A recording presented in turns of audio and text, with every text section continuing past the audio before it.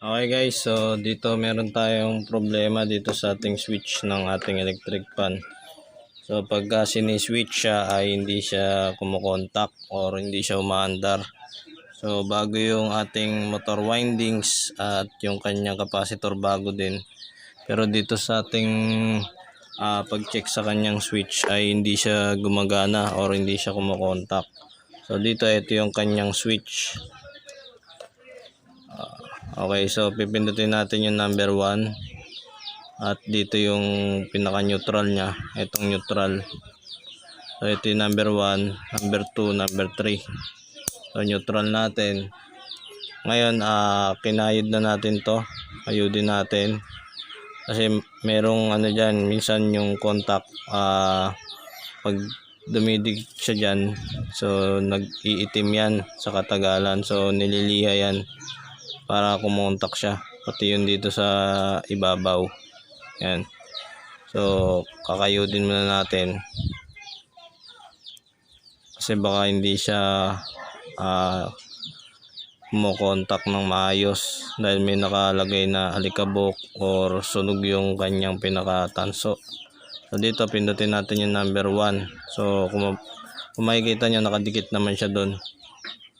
So lalagay natin isang test rod dito. Okay, ito yung ating tester. Okay, so wala siyang palo, hindi siya kumokontak, kaya hindi umaandar yung ating electric fan dahil dito sa ating switch. Yung iba nagtataka, bago naman yung motor pero ayaw umandar.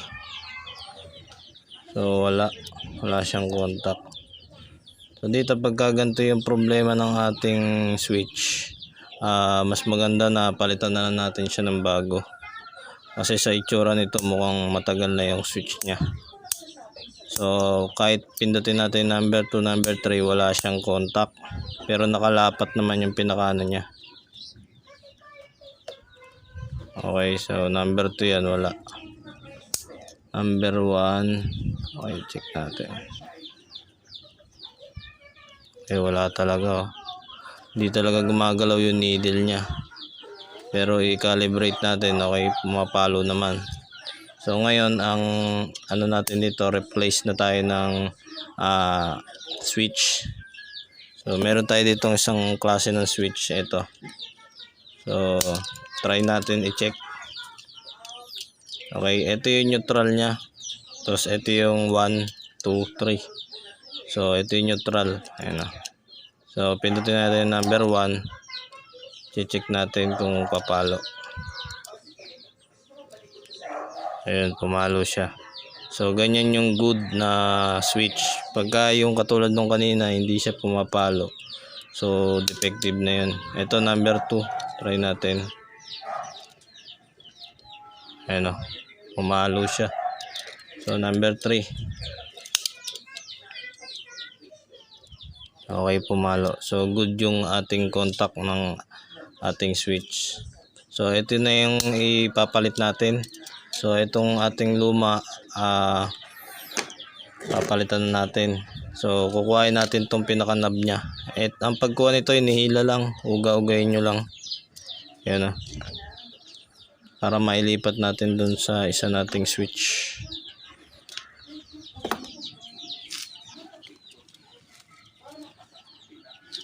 Yan o, meron siyang ano, kaya hindi naman kayo malilito sa pagkabit. Madali lang siyang ikabit.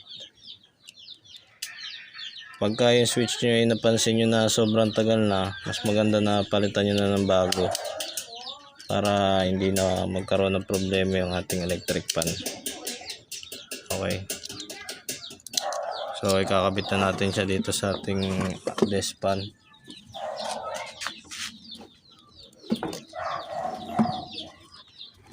Natin kung swak siya dun sa ano nya. Okay, so swak naman at tama lang dun sa pinaka tornilyuan. So gagawin natin, hihinangin na natin tong kanyang mga wires para mapaandar na natin. Yan guys, so gumagana na yung ating switch. So, number 2, number 3. So, okay na yung ating switch. Ang problema nito ay yung kanyang number 1 ay hindi umaandar. Ngayon, na-replace na natin. So, good na yung ating electric fan.